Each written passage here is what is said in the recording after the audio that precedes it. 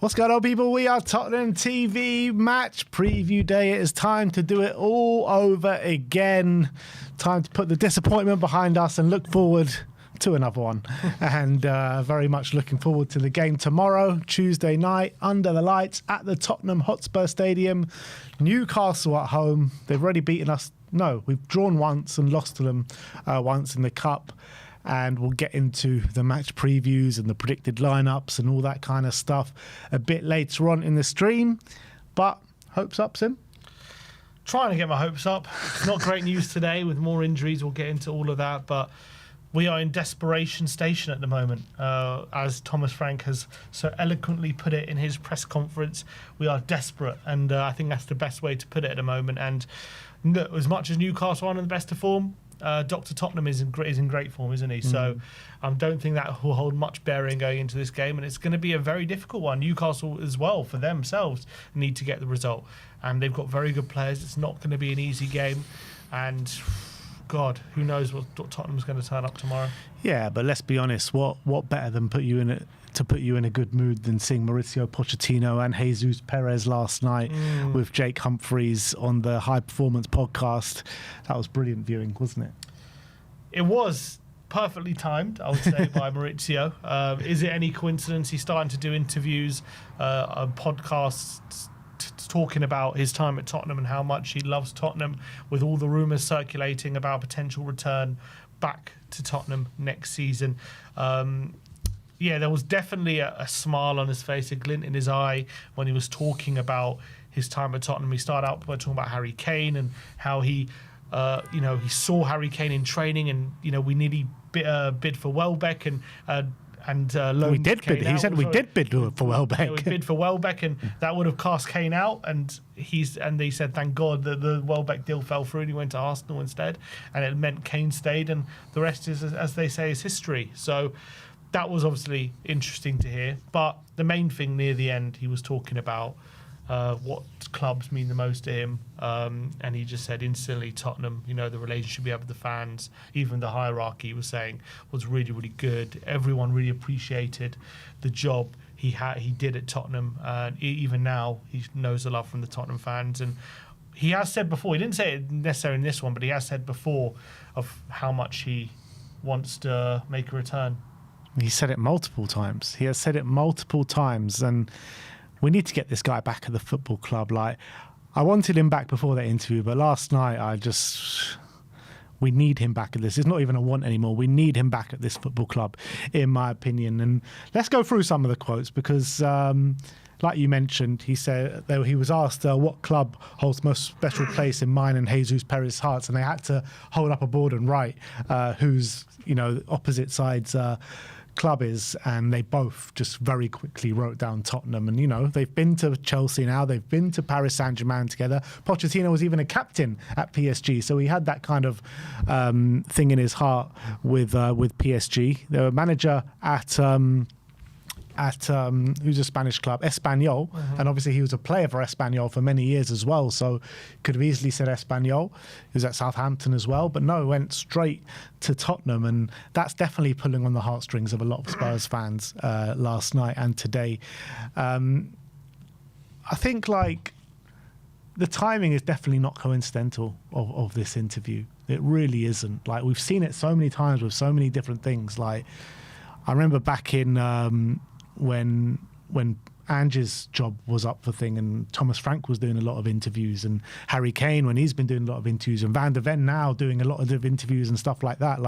None of this stuff's coincidental. It's all meticulously planned, I'm telling you.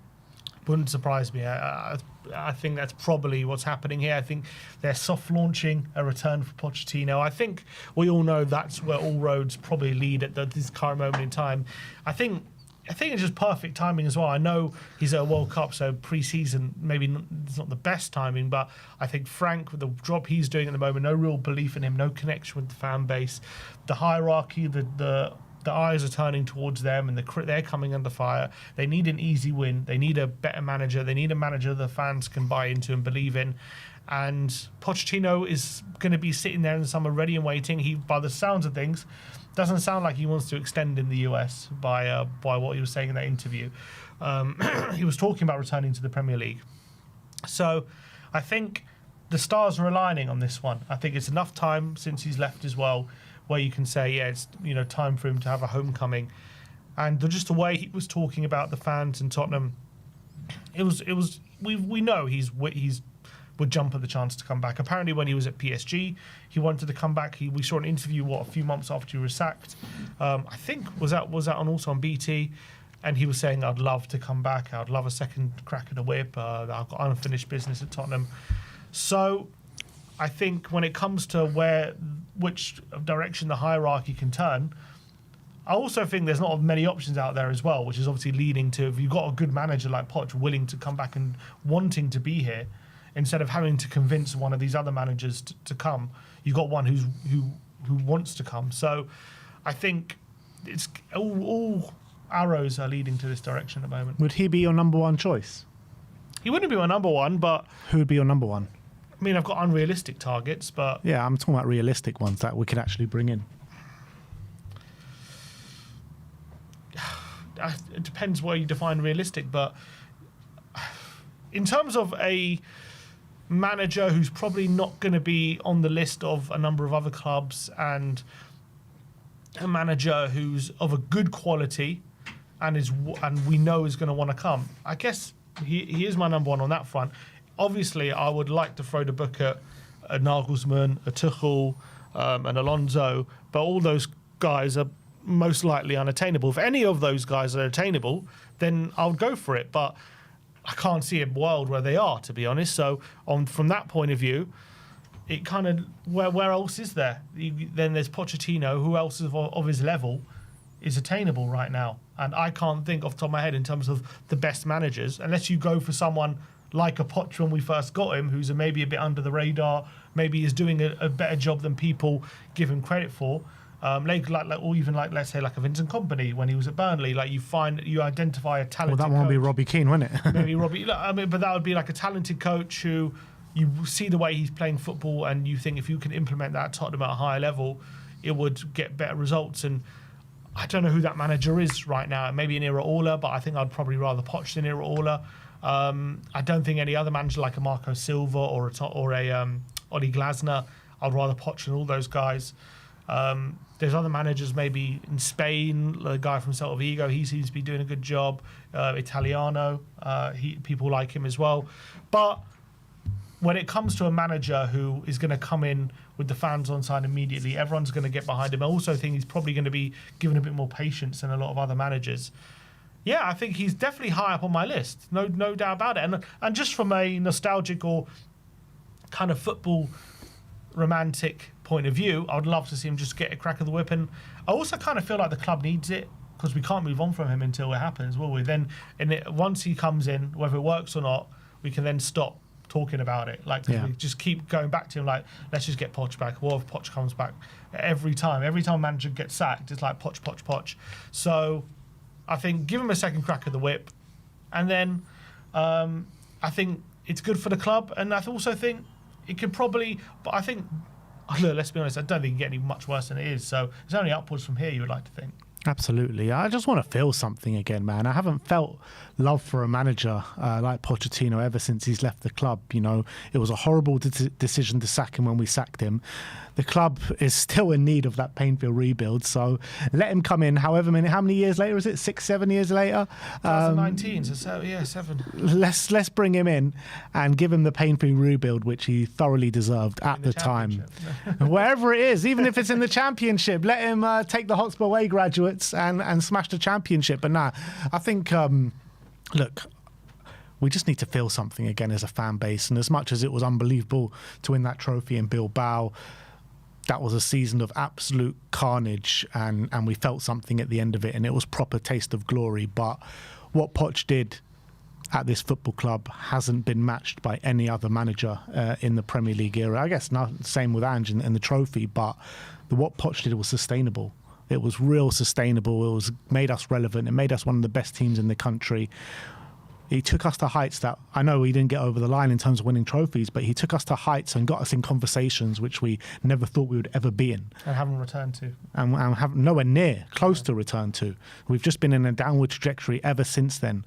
So you're talking about title challenges. You're talking about Champions League finals, you know?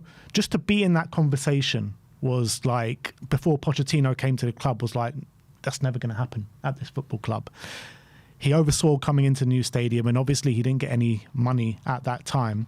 Spurs are actually, whatever people want to say about the hierarchy and how they manage the club, all valid points. But the Spurs are a very different club now to when Pochettino was the manager at the football club. He'll have a lot more money to play with.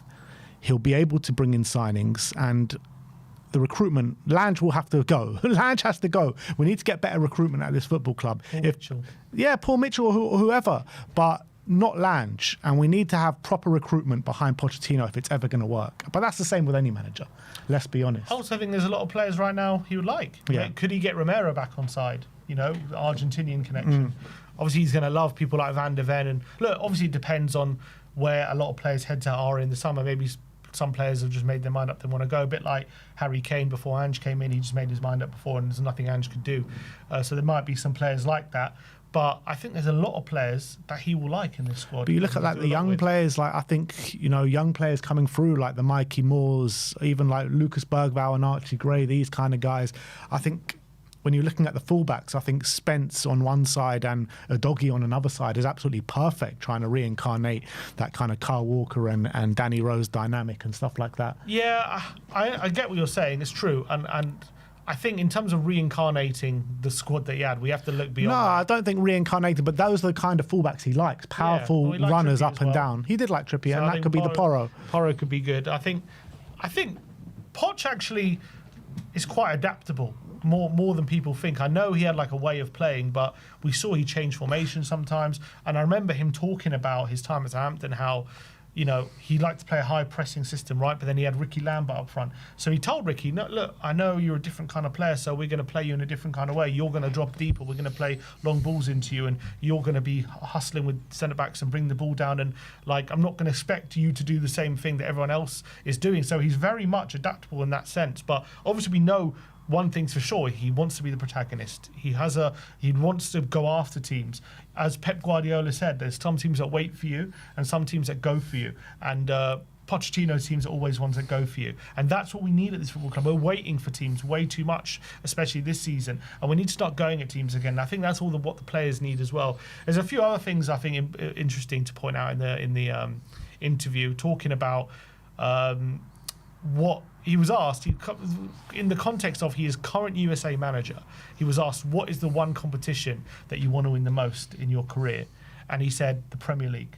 And he didn't say the World Cup. So I think that goes to show where his head is at the moment as well, for sure. Because, you know, he's current USA manager. If you're a USA fan watching now, you're thinking, what the hell? Why aren't you saying the World Cup? You're our current manager, and you're saying you'd rather win the Premier League, which I thought was quite interesting. But he was asked by Jake Humphries, you know, are you a better coach than you are now? And he said, I think so, for sure. I think he's not going to say no, though, is he? I get that, but he said he definitely thinks he's a better coach than he was beforehand, best he's ever been. And he was asked, does he truly believe he'll win the Premier League and the Champions League? And he says, I believe 100% with like full belief I'm going to win the Premier League before my career ends. And he said, I don't know where it's going to be, I don't know which Premier League club, but I will win the Premier League. But I definitely think he mentioned, obviously, Jake Humphrey said at the end of the interview, he was joking about Tottenham, and he said maybe after the World Cup a return to the Premier League with Spurs, and they all like kind of laughed about it. But there was definitely like a twinge of seriousness about it. I think he clearly wants that return to Tottenham, for sure. He is dying for it. As someone says, get those lemons back at Hotspur Way. That's what I saw. I want to see those lemons back at Hotspur Way. Like, literally, I am so in for bringing Pochettino back. Let me feel that connection with a manager once again. Let's get behind something. And as well, I think, because he's got credit in the bank for the job that he did at Tottenham, fans will be able to afford him more time and the time that he needs to imprint his ideas. And don't get me wrong, I think if Pochettino comes in, it's not going to bang straight away and we're going to be that Pochettino team that we were all those years ago. That's not going to happen. It's going to be a different project with different players, and he's going to need time to imprint his ideas. He's going to need time to bring in his players and stuff like that. So if you think Pochettino is just going to come back and we're going to be fighting at the top straight away, like, we're back to square one. We're going to be back to square one with Pochettino. He's pretty much picking up a similar club to the one that he picked up, maybe even worse. So I kind of wish he got us at the beginning of this season. I think I'm worried a lot of damage has been done this season, more than last, but because at least it was a certain way of playing instilled in the team, and now we've been playing this way. It's going to take even more time now to revert back. It's very frustrating, but look, better late than never. To be fair though, like when Ange came in on the back of, you know, the defensive football that we're playing the year before, it didn't exactly take that much time to imprint his ideas. That's fair, and we're maybe not going to have European football next season, so if that might help Pochettino, to be honest. So from that point of view, yeah, it's a fair comment. Also, he was talking about his time at other clubs, especially PSG, and he was talking about his struggles juggling like the big egos in the dressing room. You have Neymar, Mbappe, Messi, all unbelievable players. See, Messi threw him under the bus. Yeah, you know, he was saying how there were some games where Messi just was walking around, and what is he going to do? You can't tell Messi what to do. Is Messi, and he said there were pundits calling him out for like, oh, it was your plan, wasn't it, to have Messi just walk around and not do anything? And he was like, oh, people think I've got so much power over Messi that I can, you know, direct him to do anything. And he was like criticizing pundits for, you know, putting all the blame on him and stuff like that. He was saying, you know, I've got all these players, like, who takes the penalties? Is it Neymar, Mbappe, Messi? They all want the penalty. They all deserve the penalty because they're all unbelievable world's best players. Like, how do you manage that situation? I think it's a simple fix. Just tell Messi you're the penalty taker. Yeah, you should 100%. But I can kind of.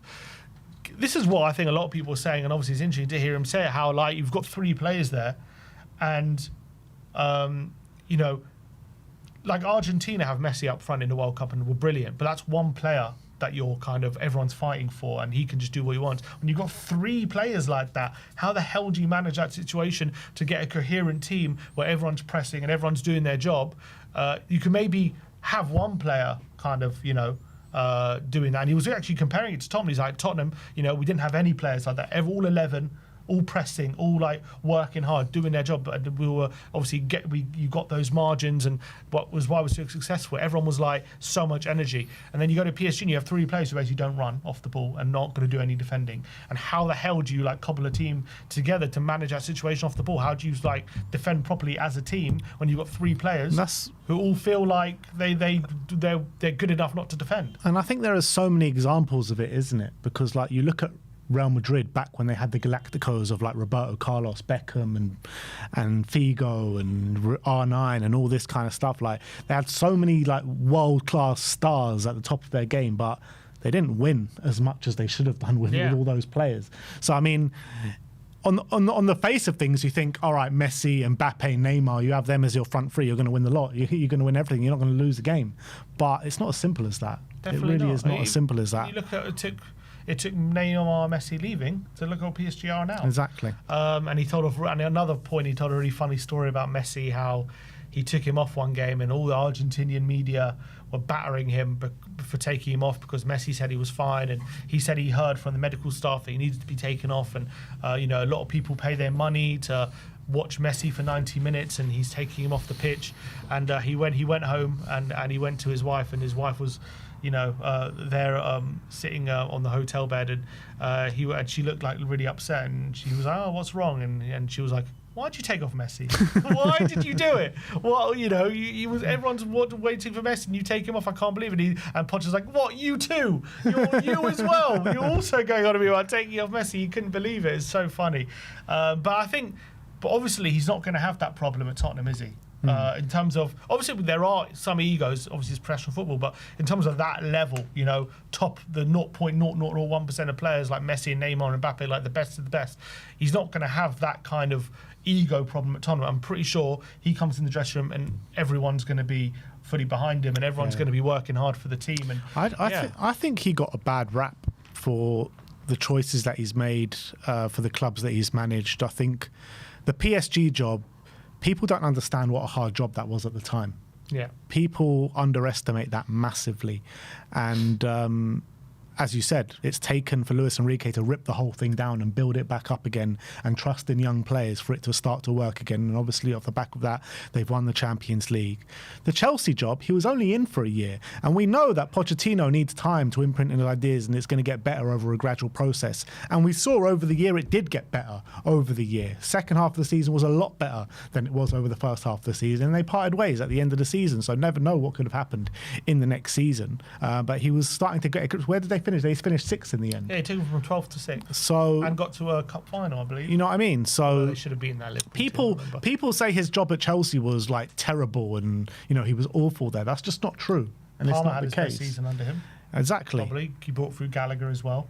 Like he did some good stuff there. Look, it wasn't perfect. There was definitely, I think, January time they were like in 12th, and there were big questions asked. But it was his first season. Yeah, he turned it around, and also he's picking up the pieces of what was a team that did finish 12th under Potter. I think they ended that season under Lampard, some of the worst form you've ever seen from any Chelsea team. A bit similar to us now, that that ending of the season for Chelsea. So they had a lot of things to turn around there. And he was given, he had a lot of problems like Sterling on 300 grand a week. He had Aubameyang and things like that. Or I don't know if he'd left by then, but like he had a lot of problems to sort out. A bit similar to when he took over at Tottenham, like a lot of problems to sort out, older players. But he wasn't afforded the time to fix it. Where at Tottenham he was afforded the time to fix it. And apparently it was mutual as well. People say it was mutual at the end of the season to leave. It wasn't necessarily sat. Like he had a lot of issues with their. Well, apparently selling Conor Gallagher was a big part of it as well, because he wanted to keep Conor Gallagher. Yeah, and I think. Yeah, and now Conor Gallagher's at Spurs. Now he's here now, exactly. And I think he had a lot of disagreements with the recruitment, and they end up parting ways mutually. But this is what I'm saying. Like everyone talks about how bad Poch has been since leaving Tottenham, and look, his jobs haven't been resounding successes. Don't get me wrong, but there have been a lot of reasons why that hasn't been. It's not just been because he's just a terrible manager now. That's just not the case. Like he's still a top manager, in my opinion. I just think the jobs that he's taken were the wrong decisions for his career. Do you think if he comes back with something to prove? I think so, just because of the narrative around him. I mean, I don't agree with some of the narratives surrounding that he's been a total disaster since leaving Spurs. But I think because of that narrative, I do think he has something to prove. Yeah, because if it doesn't work out at Tottenham, like would he struggle to get a job of that size again? Do you think this is kind of a big like? Not, I don't know, I would call it a last chance, but because maybe a job in Spain or Italy he could probably get. But in the Premier League, does he get another top 6 club if it doesn't go well for Tottenham? It depends. What do you mean, like not going well? Like, does it? Are we like another 17th place finish? Like, I don't know. I just think if you give the guy time, it will work. If you just say, if we do like what we're doing with Thomas Frank, and it's awful for like 6 months, and then you see like maybe a slightly bit of better play, like you still have to ride it through that, because I know if you give Pochettino time and he can work with his players and get who he needs, it'll go on an upward trajectory, in my opinion. Yeah, and I just think we have, we know that he plays the football we want to see. Yeah. And that's the main thing.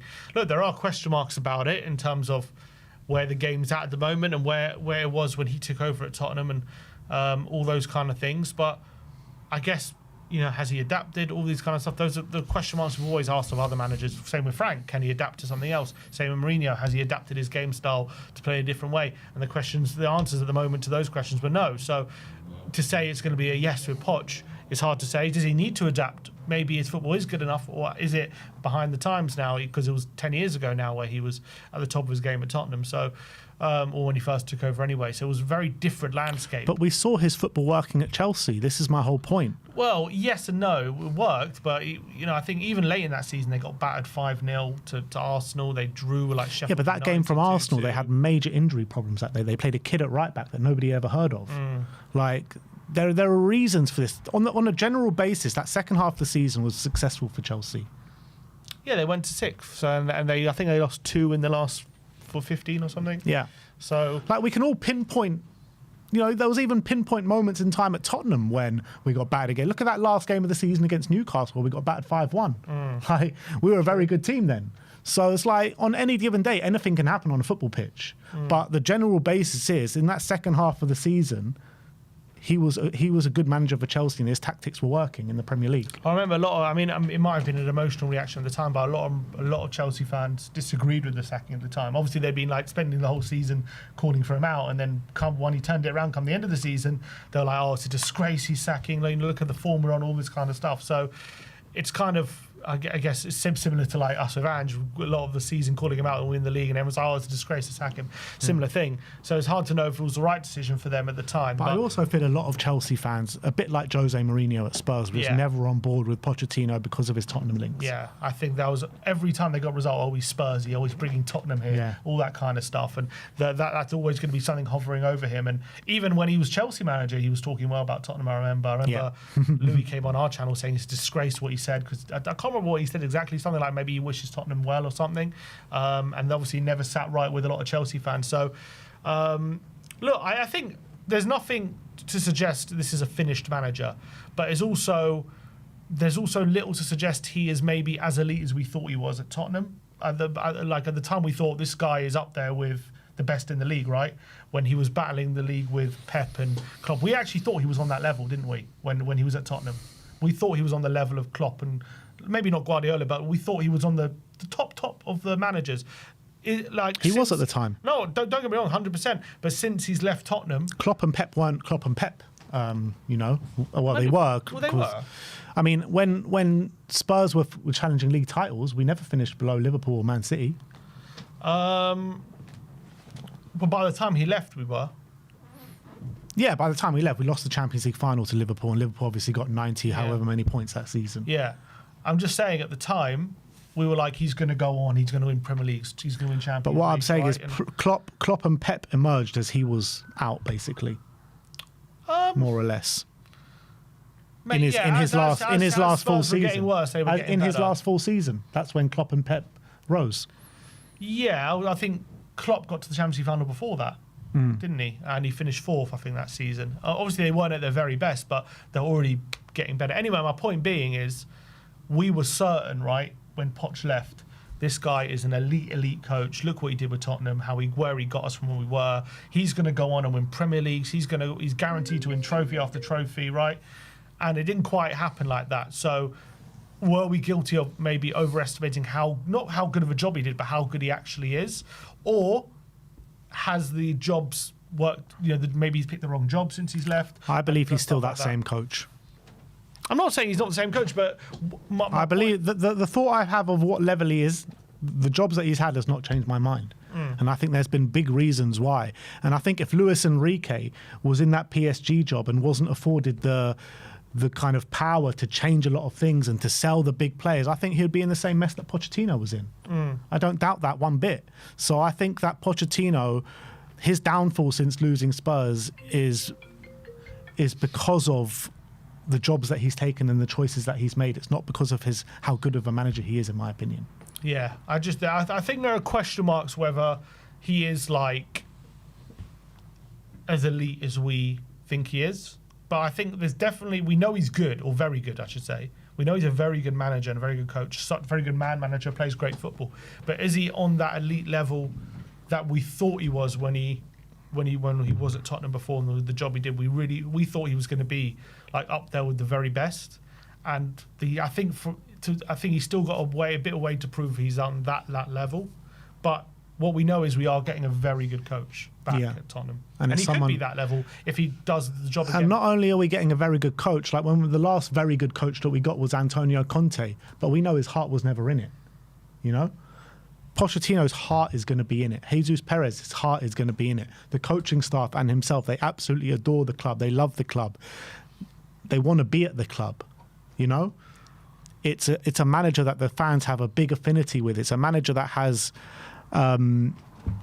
credit in the bank, that if it's not going right, we can trust this manager through about the hard times and, trust that we'll get to the good times.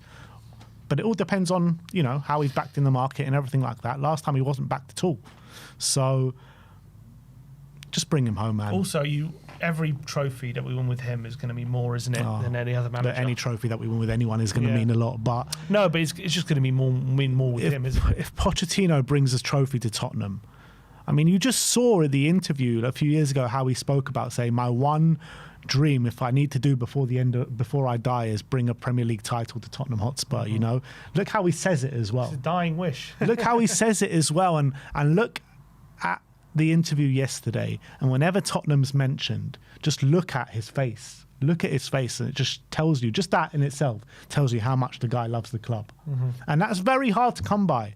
You know, Arteta and Arsenal, obviously Arteta has that affinity with Arsenal. He played there. He holds the club very dear to his heart.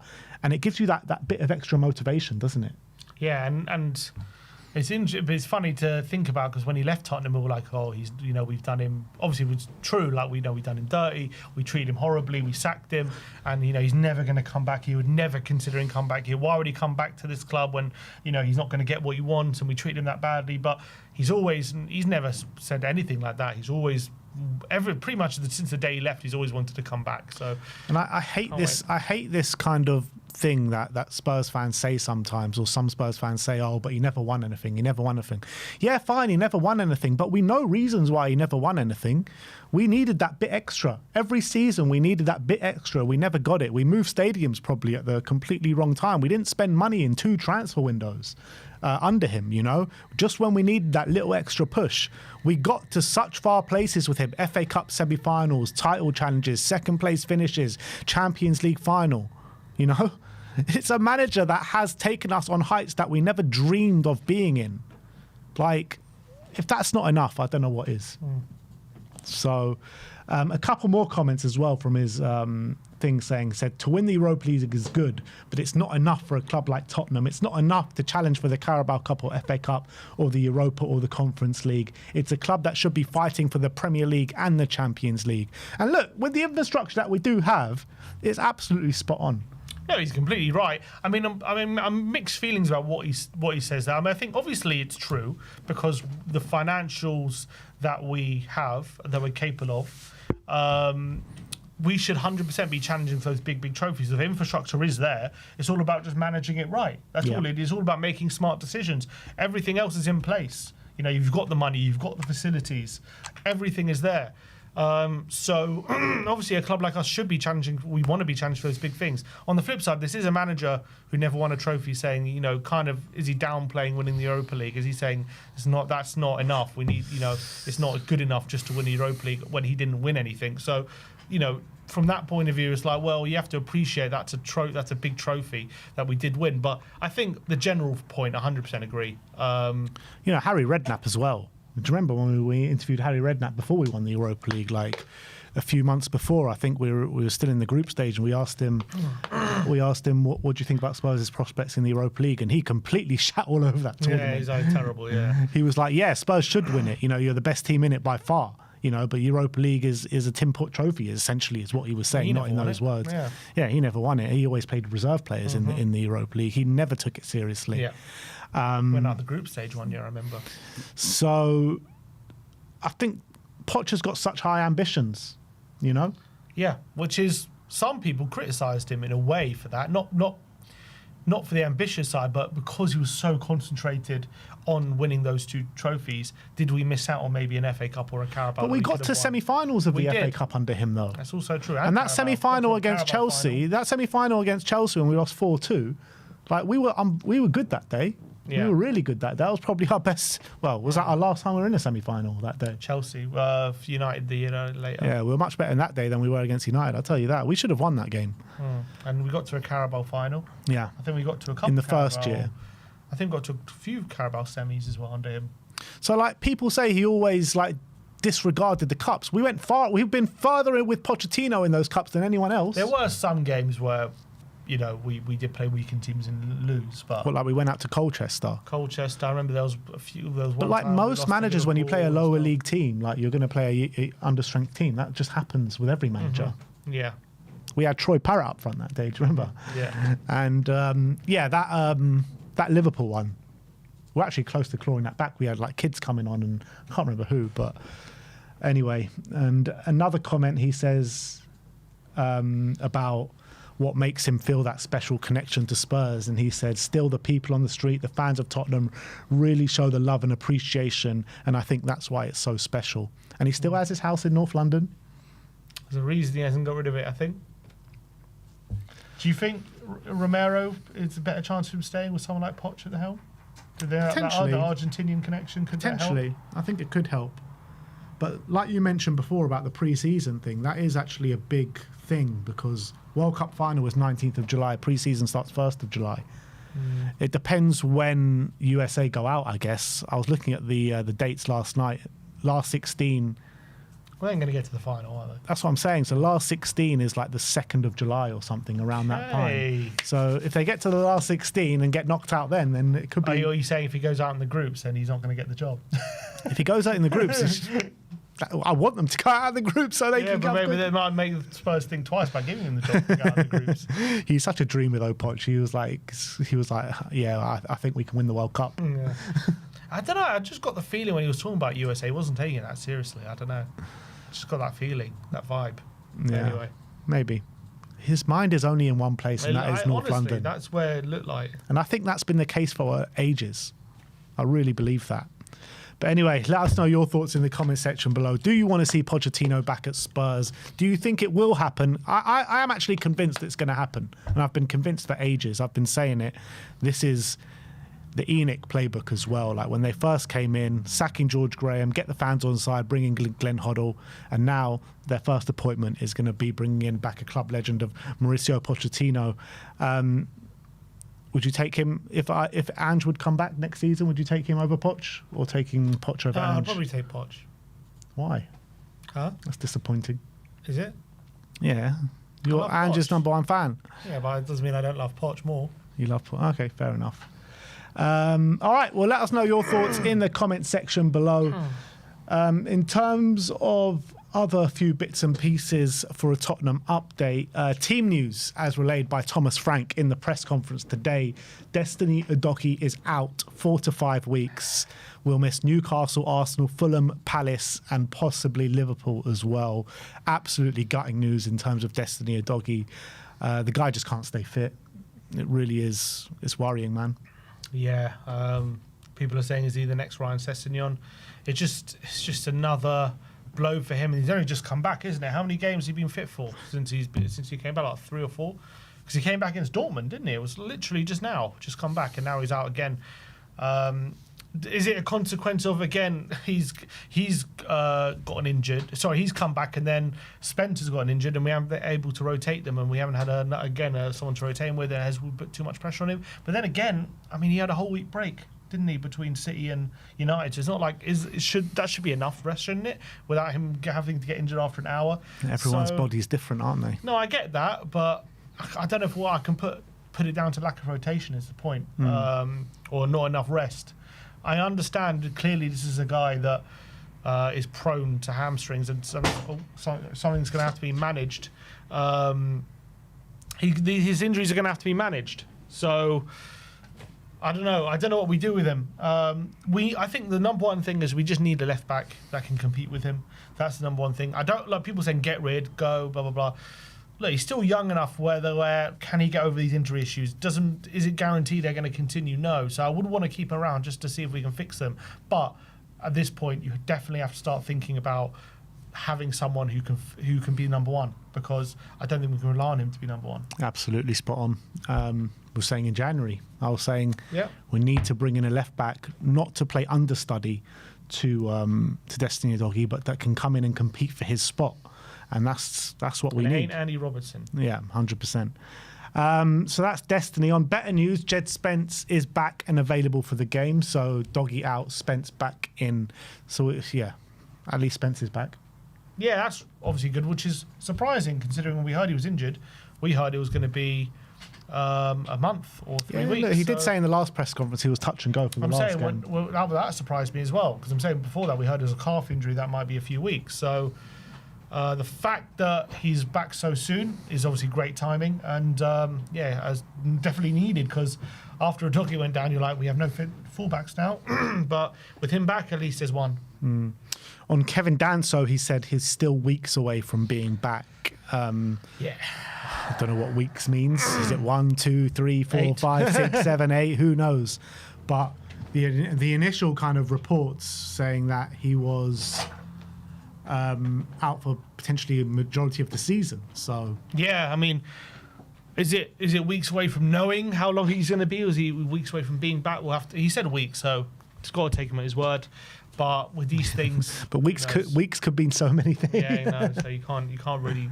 Look, I think you just got just crack on. When he's back, he's back. Don't expect too much, I guess. And on Decky, he said that Decky has an appointment with a specialist this week, so we should know more about when he'll return after that. And he was asked, will Kulusevski play again this season? And he says, I don't know. Yeah. And yeah, that is gutting news. I mean, we've been talking about that a lot this season, and there's just no return date in sight.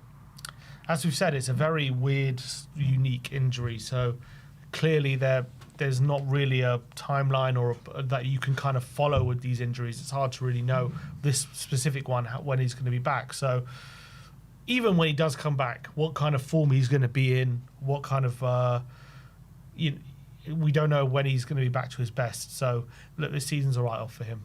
I think we should have been comfortable with that come the beginning of the season. We should have planned for that. And if we didn't plan for that, then it's our own failing, because I think we all could have predicted that it's going to be very difficult for him to recover from. And so it's proved. So look, there was first he was talking about October, then December, then Jan, and now we're in February, and there's no end in sight. So some even rumours about him battling to save his career. I don't know how true that is, but that's just speculation. But let's just hope he's okay. We would love to see him back in the Tottenham shirt as soon as possible. Yeah, I reckon Poch would love Decky. I really do. But I think with Decky, it's mad, isn't it? Because it's very possible that he could not train a minute under Thomas Frank, and he would have missed the whole Thomas Frank tenure. Yeah, crazy. Lucky guy, eh? Anyway, next up, let's talk about Tylen Thompson, a 17-year-old in the academy that we saw in pre-season. Everyone was quite impressed. And Peter O'Rourke says that Tottenham do risk losing top talent Tylen Thompson with a player considering his future at the club after Spurs did reject several offers for the England under-18 international in the January transfer window. Maybe he's got his head turned here. Which would be a shame, because I like the look of him pre-season, and I've seen him ripping it up at youth level as well. So it seems to be a very talented player. We outsource our young talent at the moment in terms of the ones we actually give chances to. We don't seem to want to give chances to our own academy. It's always we sign young players like Gray, Berg, Valtel, Odegaard. Not that I don't like those players. It's just that I would like to maybe just sign one or two of them and then give our academy a go and actually bed them in. It's like we're just so willing to sign players for big money, 20, 30, 40 million of a certain age. Yeah, we have talent there who might be just as good. We don't know. And they're there. We're making them ourselves. So I really hope that it doesn't lead to him leaving. But the way we run our club, there's no pathway to the first team right now. We have a great pathway for young players who we sign, but young players who we develop ourselves, we don't have a very good pathway for them. Yeah. And that's the truth. Yeah, it's nice to see Junai getting his chances, isn't it? Like, he's obviously a massive talent coming out of the academy, but it's few and far between. Obviously, Mikey Moore got quite a few chances last season. But apart from that, looking at the treatment of some other young players, we need to do more. We need to do more in that aspect. But it's when we're down to the bare bones, isn't it? That's when they're going to use them. In terms of, obviously, Tel, Odegaard, Gray, Bergler, they're part of the first team squad, aren't they? We trust them, even as backup players, to fill a role, but with no trust in any of our academy. Is it because they're not good enough, or is it just because we're so focused on buying these young players and doing that recruitment that we neglect the talent we have? Yeah, needs to be a collaborative effort. And last but not least, Calcio and Mercato are claiming that Tottenham are interested in signing AC Milan winger Christian Pulisic ahead of the summer transfer window. It's believed that the former Chelsea winger could be available for 48 million this summer. 48 million. Just another Pochettino signing? How's he done under Poch? I don't know, in the USA. But I know he's actually had a pretty good season, hasn't he, for AC? Obviously, when he was in the Premier League, he was quite an inconsistent player. I remember he had 1 year. They called it lockdown Pulisic. That was when he was great in the Premier League, but never quite got the consistency. Always a player of obviously talented player. He was quite good at Dortmund, wasn't he? Yeah. And when he was coming through, I don't know. Would I sign him for 48 million? don't know really. Maybe if Poch wants him, maybe, I guess. But I'm not convinced he's like a world-class player, but I don't think he's a bad player. He's scored 8 goals in 16 this season, which is a better rate than last season, 11 goals in 34, and the year before, 12 and 36. Not bad, I guess. 8 and 16 is pretty good, to be honest. Yeah, I'm saying this season he's been a lot better. I guess 11 and 34 is pretty good. 12 and 36 is pretty good as well. Yeah, do you put a Serie A tax on that or not? I'll leave everyone else to judge. But look, he's a good player, but I don't know, in the Premier League didn't exactly set the world light, did he? Yeah, very true. All right, well, that is your Tottenham update. Would you take Christian Pulisic at Tottenham? Let us know your thoughts in the comment section below as we move on, people, to focus on the game tomorrow night at the Tottenham Hotspur Stadium, Newcastle at home, which is a 7:30 kickoff. We're going to get into our predicted lineup first and foremost. So what is the team news going into it? So, more injuries to add to the list. Doggy out for the next 4 to 5 weeks, which is obviously gutting for him. We've got Danso, who's weeks away. Porro going to be out probably until around the North London derby. Long-term injuries in Bergvall, Bentencourt, Richarlison, Davis, Kudus, Kulusevski and Maddison. So they're all definitely out for the foreseeable. And on top of that, the cherry on top, we have a suspension, the first of 4 for Cuti Romero. So injury ravaged would be an understatement. We have 12 injuries, 12 unavailable players. The closest in the Premier League, other than that, I think is, who do I see? The closest to Tottenham is Man City with 7. So we're nearly double the closest team for injuries and unavailable players. It's crazy. Yeah, it's 11 now, though, isn't it, for Spurs? It's 12 because Romero's suspended. So 12 unavailable players. Wow. Oh, no, 11. You're Yeah, right. because Jed Spence is back. So, yeah, look, it's just so frustrating. It's just like never ending. Every game, someone else goes down and someone else recovers and someone else goes down and someone else. It's just like a circus, really, at Tottenham Hotspur regarding the injuries, and it has been for some time. But there's conversation to be had about the formation. So we're thinking 4 at the back, 3 at the back. I guess we don't have enough players to play 3 at the back. Yeah, so it has to be 4 at the back, doesn't it? 4 at the back, and I think he started 4 at the back at United. So I think that formation is probably in his mind at the moment. Which surprised a bit because the back 3 was doing all right, but then obviously did do really badly against City in the first half, and he changed it to a back 4. I think in this game you're going to need a back 4. I think you need that midfield. I think the most players we've got fit is in midfield, so you need to get more midfielders in there. So Yeah. you're going to have to go back 4. All right, so let's go for the back 4. In goal will be Guillermo Vicario, of course, and I think he saved our bacon a little bit at Old Trafford on the weekend, so he's coming into it off the back of a really good display. In the back 4, so Jed Spence, I imagine, just comes straight back in at right back. There's no... left back? Is Sousa going to start? I would like to see him start, but it is a massive risk. He said in his press conference that he liked what he saw from Sousa, but he's still short in a few aspects. That's what he said. Yeah, and I can see that. I did think, like, he looks quite small, like, physically, in terms of, like, body mass and muscle for the Premier League, to be honest. He seemed brave, which is good. He seemed brave, like, he was able to go forward and take it past a few players, but I do think, like, he could struggle defensively in the Premier League.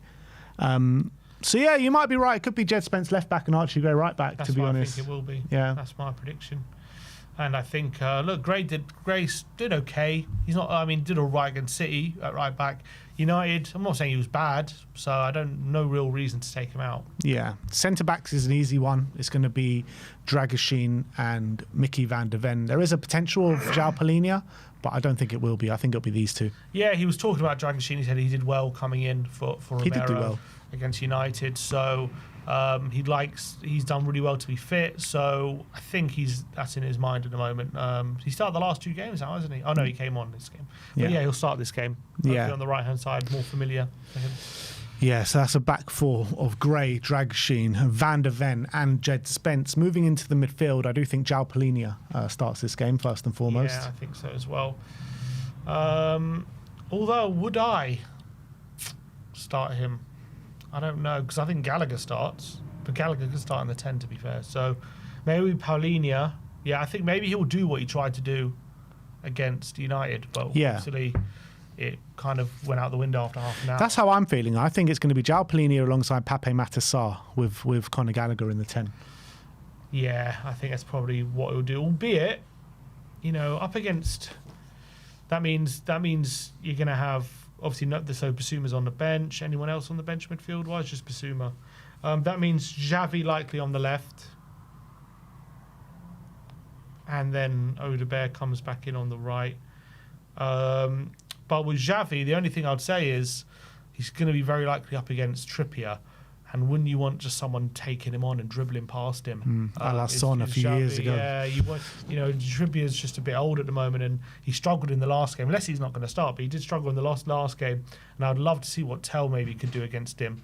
But I kind of think he will go like this. I thought Xavi did pretty well in the 10 up at St James's Park last time out. That was the kind of his first kind of glimmer of hope that we saw from Xavi Simons. Obviously, he's got a lot better since then. But I get what you're saying, and I probably agree with you. That's probably what I prefer to see. But I think this is what we will see. And as well, I like the dynamic of the midfield of having 3 physical players in there against the Newcastle midfield that are kind of a bit dropped off at this moment in time, and let's take advantage of that. Yeah, fair. Then up front, obviously you will want Solanke, but it is the second game in a week. It'll be Solanke. We sure about that? Yeah, I'm pretty sure. Because quick turnaround. I know, but there's a big break after this, so I got a feeling it's going to be Solanke. All right, let's go Solanke. Because after this, we've got like a 10-day break, 11-day break to the North London derby.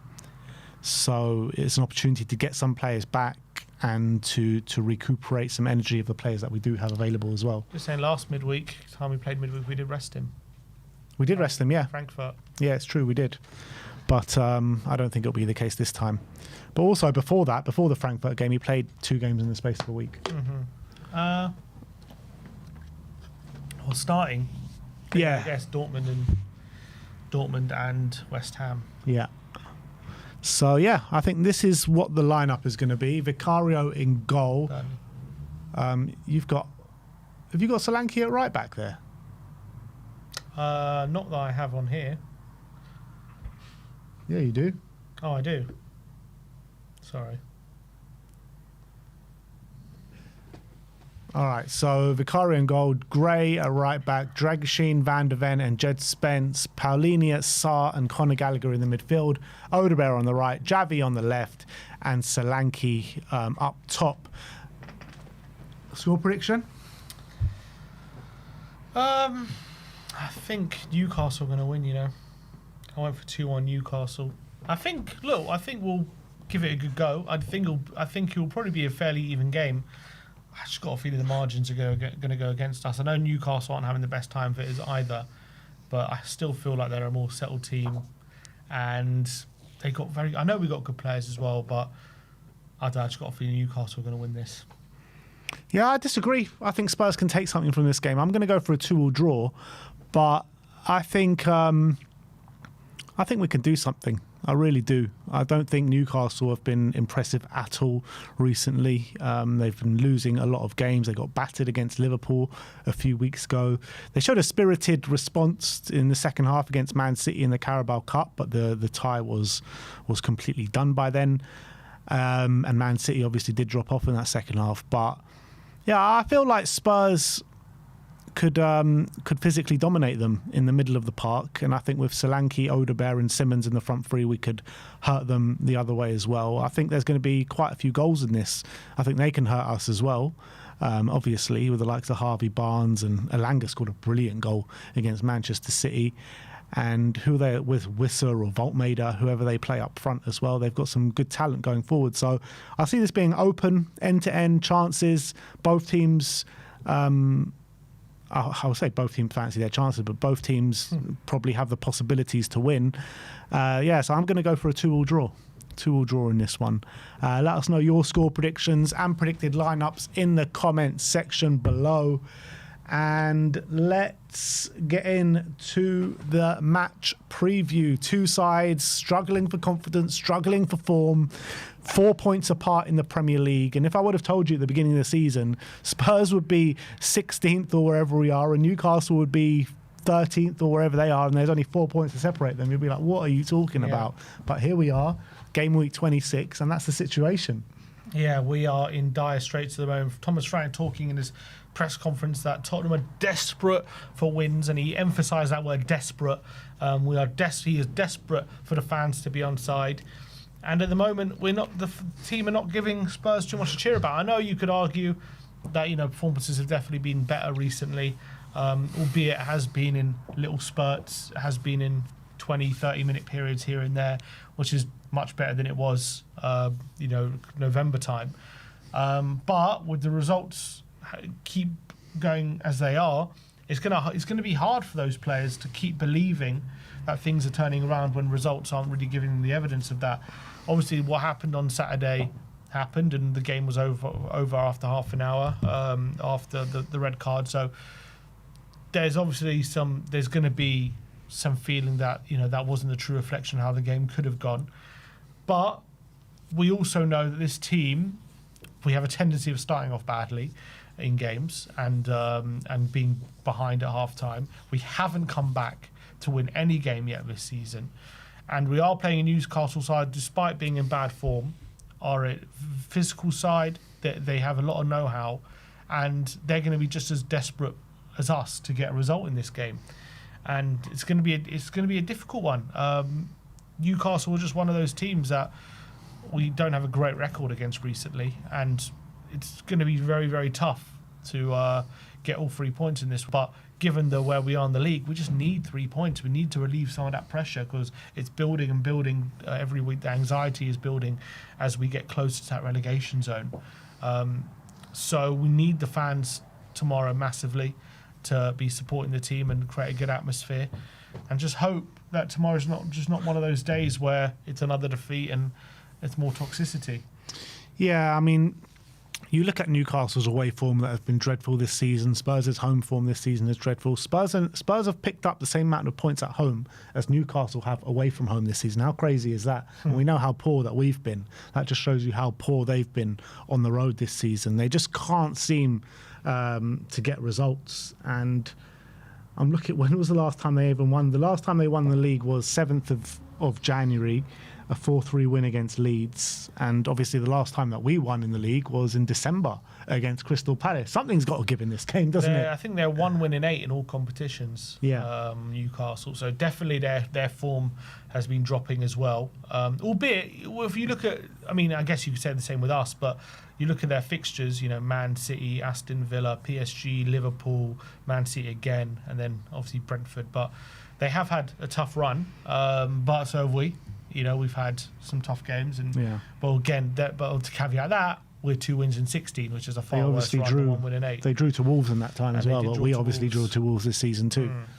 I think it's both teams definitely out of form, 100%. I don't know who's playing better right now. Maybe you could argue us in terms of just the level of performances compared to. I think we're playing better than them, yeah. Yeah, you can maybe make that argument. They've also, had some decent performances. You look at some of their games where they lost, like Liverpool. They were good for some of that game before ended up losing. For Man City, good for some of that game as well. Got a draw at PSG. So, even that Villa game, they were quite good in that game. Unlucky to lose. So, I don't think they're playing awfully. But then again, I don't think we're playing awfully currently, but it's just the bigger picture in terms of the results we're getting, and we have been awful for a lot of games this season. Paints a sorry picture, a sorry state of affairs for Tottenham. So where do we really hurt them? I think, as you say, no Joe Linton, which is a big plus for me because he always seems to have a crazy game against us in terms of just kicking everyone, fouls, muscle and stuff like that. So him being out is a plus. He seems to always get bookings, or should be red card, shouldn't he, against us? So there's an opportunity there in that midfield to try and do something physically. They are still going to have Bruno and Tonali though, so 2 of the best midfielders I feel in the league when they're at their best. It's all about that third one who might be a bit missing, but I definitely feel that midfield is usually a strength for them, but it could be something maybe we can get an advantage of. Yeah, I think that third one will be Joe Willock, who's been playing a bit recently. Obviously, Ramsey, he came on last game in the last couple of minutes. It could be one of them. But I would predict Ramsey, but I think it might be Willock. He's been playing Willock a lot over the last couple of games, and maybe that's why he'll play Ramsey. Yeah, I think Ramsey's a better player. But in terms of the other players that they've got out, so I'm seeing here that they've got Fabian Schär out, which is a big miss for them. Tino Livramento, Joe Linton, Anthony Gordon, and Lewis Miley is going to have a late fitness test for both of them. Yeah, obviously Gordon, their main attacker, albeit he hasn't been great this season, but he's still a threat. I don't even call him their main attacker. I think Harvey Barnes is their main attacker now. I think Gordon is still a better player. And I think Gordon, whatever you want to say about him, he's always a threat. Yeah. He's always got something about him. Obviously, Barnes has been doing really well this season, so fair play to him. Scoring goals, good finisher, getting great finishes. But I'm always more scared of Gordon, despite that. Yeah. So he's out, which could be a plus, I would say. I don't know what 9 they go with, Voltmader or Visser. When Visser last game, Voltmader, they kind of changes the way they play, doesn't he, Voltmader, the way he plays. So I don't know which one where they're going to go on that front. But yeah, they obviously Barnes is in great form. Elanga, I don't know if he'll start. Why they started Murphy last game, but Elanga's just got his first goal of the season and he's doing all right. I think the big place I would target is definitely Trippier. Try and isolate him and overload him, and I think there are definitely things to get in on that front. I think if we can really exploit that space, there's definitely he can struggle. I think he's a bit finished, Trippier, unfortunately. As much as I love him, he's just a bit old now, and even a couple of years ago he was getting on a bit, and I think now, I saw the last game, he should have given away a penalty, was very lucky, and I think that's definitely somewhere we should target. I think where's a real key battle is Odegaard against Lewis Hall. I think Lewis Hall I'm really impressed by Lewis Hall. I think he's a really good player, man. He can do bits going forward. Defensively, I think he's really good as well. And Odegaard, we've seen, has been getting better and better in recent weeks. And if he can get the beating of Lewis Hall, that would be massive for us, wouldn't it? Yeah, for sure. And Odegaard's, unfortunately, he's the one who got sacrificed last on the weekend. But he might be a bit fresher then. Yeah, I think Lewis Hall's been really good, and he's been another really good find for them of signing him from Chelsea, 30 million. And I think for me, he's probably better going forward than he is defensively. So there might be an opportunity there for Odegaard to be confident and just take him on. But he's a good fullback. He's not like a liability. He's pretty good defensively. Yeah, as well. He's not a liability. So he's good. I also think Botman and Tiort, they've done really well at times, I guess. It's hard to say they've done really well when they're sitting where they are on the table, but those are two good centre-backs. I would say Botman hasn't quite got back to his best yet, but he's come back from a serious injury. I know he scored last game. He's always injured. But he's not obviously when you come back from an ACL, that's what happens, isn't it? You get more injuries, other injuries. So maybe Solanke should look at him and think, if I can just put him under pressure, maybe there's some joy to be had there. If you're Dragusin, and let's say if it is Dragusin and Van der Ven, who are you more worried about, Voltmader or Wisser? It's a good question, because I think Voltmader brings obviously that more of a physical threat, and I think Dragusin and Van der Ven might prefer the obviously Van der Ven has got that pace that he can recover with Visser, so I think Dragusin would prefer to play Voltmader, and Van der Ven would probably prefer to play Visser. Yeah, I think considering, Newcastle love to cross the ball in the box. I think they're one of the only two teams who have crossed the ball more than us. So given that, I think we would probably rather be dealing with Visser than Voltmader with his height and his ability. If they're under pressure from us, let's say we're pressing them with Gallagher and these players, Solanke, they can just go long to Visser and to Voltmader and relieve the pressure. Whereas Visser, we've got more opportunity to just make sure they're not winning any second ball or they're not bringing any other players into play, because he's got less ability to do that. But obviously he's got that threat in behind. But I think with Van der Ven, he should have that covered either way. So if I'm Eddie Howe, I'm probably starting Voltmader. I think Voltmader has been starting the kind of big away games for them. Yeah, so I think I would be starting him, and he's But he's also one where he's obviously good, but he's obviously not a threat behind. So there's an opportunity there. If you can just stop him bringing the ball down, then they can get pinned back a bit. Because if they go long into him and we're making sure Dragoshin in on him, Van der Ven in on him, then all of a sudden we can kind of pin them in and make sure they're not getting out. And that's whereas with Vissa, you've always got to drop back a bit because of that pace he's got in behind, so it creates a bit more space. So there's a couple, obviously, ways to do it. But they're a very intense team. I always feel like with someone at Newcastle, though, if you either match or better their intensity, I think you can get a lot of joy out of them. And so it's about whether we can do that or not. And it's going to be difficult, but I guess depends, because it's not like we're doing great with intensity at the moment. It's like we can do 45 minutes of it or half an hour of it, but we seem to struggle to do 90 minutes of it. Yeah. Obviously, we've got like a very up and down record against Newcastle in Tottenham. Last year we lost 2-1. That was a game where we had injuries and we had illness. Do you remember? We had like a cold or something illness going through the campus. That struck a whole load of other players, and and Forster was ruled out, so Austin had to come in. Yeah, that was right. Yeah. We actually played well. We had Werner and Johnson on the wings that day, so we lost 2-1 last year. The year before we won 4-1. That was the day where Sonny just took Trippier to the cleaners, and that was 2 years ago now. So I mean, we got to kind of use that to our advantage. Obviously, no Sonny this time, but we've got the likes of Tell and Odebear and Javi, which could do well. The year before, we lost 2-1 with Harry Kane scoring that day for Spurs. And then the year before that, we won 5-1. So, I mean, there's a few batterings against Newcastle, but we have lost a few games as well. Yeah. 1-5-1. Oh, that was under Conte. That's right, under Conte.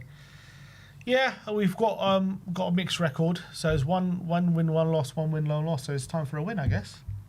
It is exactly. It is time for a win. Time for a win. And it'll be such an important win as well. If we do win this game, and let's say West Ham lose, does that make you not fear the kind of relegation battle anymore? Yeah, I think it completely relieves the pressure, doesn't it? Because all of a sudden 9-point gap, and that's going to be or even very if just hard. West Ham draw. That's going to be very hard for them to claw back. I think West Ham draw and we win. What is that? 8 points. Yeah. So if we win, I think that relieves the pressure totally on terms of that conversation, 100%. Because I've always said, as long as whatever you're fighting for, as long as you're within 6 points, then you're in that race. But as soon as it goes above that, then all of a sudden it's slightly hard to believe that's your goal, and it can become unattainable. So right now it's 6. If we were 6 points off top 4, I would still be looking at top 4, but we're not. We're whatever, how many points off, right? 12. Yeah. I always think 6 points is like when it's only a couple of games, you're still in that. Like Man City, that we would have said they're out the title race with the loss at Anfield, because it would have been 9 points. Yeah. But now at 6, they're still in it. Same with this. If it goes to 9, then we're not in that relegation battle as long as it's 9 points. But when you're in 6, you're absolutely in that battle. Yeah. But so if we win that game, 100% it relieves the pressure. I wouldn't say it's done because one next game we lose and they win is back to 6. So you still got to be careful. But 100%, as long as it is 9, you're not in that relegation conversation. Yeah, absolutely. Do you think Newcastle can be drawn into it? Nah, I don't think so. 4 points above us. Yeah, but that means they've got a 10-point gap. Yeah. So, but I mean, if they carry on in this form that they're in, and West Ham carry on in the form that they're in, and picking up points here and there, I think they'll get enough wins. They'll get some wins. Their form is 1 win in 8, but over long stretches like us, it's not as bad. Yeah, very true. All right, well, I think in the league it's 1 win in 5, but I think in all competitions it's really bad. But in the league it's 1 win in 5, which is bad, but it's not like nothing compared to us. We're 2 in 16, which is, but still only a 4-point difference. It's not. It's true. Big. It's 4 points, but when it comes to relegation, that's a big gap. How the hell have we won 2 games in 16 and there's only a 4-point gap between Tottenham and Newcastle? How does that even work? I don't know. Maybe that just shows you how bad Newcastle have been. Yeah, they have been. I think maybe I don't know how the starts of the season have been, but yeah, 100%. But they've been very inconsistent as well. They've really struggled. Yeah. Let's just hope Dr. Tottenham don't show up tomorrow, because we know every single time, man. Every single time, like clockwork. The team needs a win. Come play Tottenham. Has this season, you've always been a big fan of Eddie Howe. Mm-hmm. Has the way things have gone right now in Newcastle, does that make you let's say Poch is off the table for whatever reason, would you, and Eddie Howe gets sacked, does this season give you doubts about him as a manager in terms of would you want him at Tottenham? No, I would want him at Tottenham. I think he's a very good manager. I don't think this season kind of sways my opinion on that. I just think he needs a better squad, and he needs, he's dealing with a lot at Newcastle in terms of the PSR situation and stuff. He hasn't been able to make the signings that he's wanted to sign. The very few signings that he has made, I think, have been decent, but obviously he's lost Alexander Isak. He had to sell Elliot Anderson and stuff like that. It's not the easiest job when you're a team like a Newcastle and like a Villa, when you always have to think about those PSR kind of situations, because the club just doesn't generate as much money as like the top 5 or top 4 teams in the Premier League. So, they've got all the money in the world, Newcastle, but they aren't able to flex their muscles enough because of that situation. So I do feel for him a little bit in that sense. And I think he's done a very good job at Newcastle, a very good job. Would you take him over Poch? Nah, no You chance. wouldn't take him over Poch? Nah, no chance. I think Poch is a better manager. Yeah, for sure. I think so as well. I like Eddie Howe. He hasn't, but the reality is, this is just the objective fact. He just hasn't been able to ever juggle Europe in a Premier League season. He just hasn't. Yeah. Every time they've gone Europe, they've fallen massive. They've massively declined. So as much as he is a good manager, But I think it's also to do with the squad that they have. yeah, Because like outside of their first 11, all through those seasons, they haven't really had much. I know, but they have spent a lot of money on a lot of these other players, especially this season. I know they've lost Isaac, but they spent a lot of money on, like, Ramsey was 40 million. They signed 2 strikers in Voltmader and Visser. They signed Barnes for 45 million. They signed Alanga for like 50 million. Yeah, but all these players that you're talking about, this is the first year that they've had European football with them. And that's on the season on the back of selling Isak. Yeah. And Elliot Anderson, where they sold 2 years ago. So I think there's give and take with all those arguments. I know it's their first season, but still, they're Premier League experienced players, aren't they? All of them. Yeah, so, they should be able to, come in and be an option. I'm just saying, right now, the jury's out on whether he can sustain a league season to a good enough season when he's got European football. I think he's struggled with that. Whether I think if you give him a big enough squad, I think he could do it. I just don't think the squad's been big enough. And similar to us, like every time they're in Europe, they have an injury crisis as well, it seems. Yeah. And that's is there something, I don't know what's happened there. I really like him. I think he's nailed on for the England job anyway. I think he's going to be the next England manager. I think that'd be a good appointment. But if he is available in the summer, if something happens with him, he'll be on the shortlist, wouldn't he, for Spurs? Definitely. But I think there's only one man that they're going to consider for the job, so I don't even think there's going to be a shortlist. They might put out there's a shortlist, but there's no shortlist. I mean, if let's say Eddie Howe gets sacked at the end of the season and Poch is still in the World Cup and Eddie Howe's sitting ready to start work, could that sway them? Who knows? I don't think so. Like I said, I think it's nailed on that Eddie Howe's going to be the next England manager. I think Tuchel will probably leave after the World Cup. That's when his contract's up until. And I think Eddie Howe's going to go to England and Pochettino is going to come to Spurs. But apparently he was interviewed for the England before Tuchel. Yeah. He didn't get it. Yeah. I know.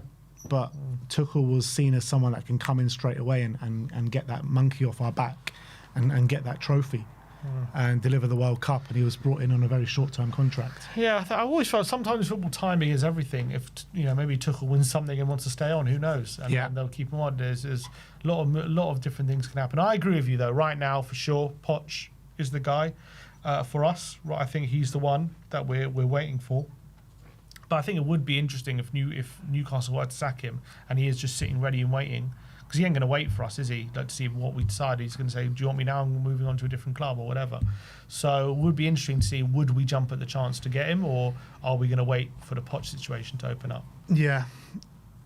I reckon conversations already been had with Pochettino. I don't think it's a case of we're going to wait for Pochettino for the World Cup to be over and then make our move. I think we'll make our move prior to that. Maybe he can do a Lopetegui, sign a pre-agreement and then get sacked by the USA the night before the World Cup. That would be nice. I wouldn't mind that. That would be nice. But look, I hope a lot of you out there are going to the game, because I'm seeing a hell of a lot of tickets flying around. The ticket exchange hasn't even opened this game because the game hasn't sold out. How crazy is that? Haven't heard that happen this season. Hasn't sold out. So the ticket exchange hasn't even opened. So even season ticket holders that don't want to go can't sell them on the exchange. Yeah, everyone's giving them away at the moment. Look, there's just not a lot of positivity around Spurs. People are sick of going to the stadium and not seeing good performances and good results. Where it's just everything is just so negative, and it's hard at the moment being a Tottenham fan. Like there's just after last season, there was so much negativity, but at least it ended well. Yeah. There's no real hope this one's going to end well, is there? Albeit we are still in the Champions League, but there's just this feeling like we are doomed for an absolute mess. There's always a feeling like the season's over already. In a weird way, the relegation scrap could give us something to play for. Well, I was asking this question. You remember when Everton stayed up on the final day and there was a pitch invasion? Is there a pitch invasion if we stay up on the final day of the season, if it gets that bad? If there's a pitch invasion, you may as well just end the club now, seriously. But everyone was saying it was embarrassing when Everton did it, but it was still limbs. I know, it was. We want some limbs, don't we? Don't we want some limbs? That's what football's about. Safety limbs are apparently the best limbs, I've heard. Yeah, not for Tottenham Hotspur, man. It's just, if that happened, that would be absolutely embarrassing. Put in the comments, would you be up for a pitch invasion if we stay up on final day? But I'll tell you what, for the fans going, please take your voice. The team are going to need all the fans to go with them tomorrow night. It's a big game. We need points on the board. As Thomas Frank, it's desperate, and it really is desperate right now. So I think all the fans going need to just go and sing their hearts out and be the 12th man.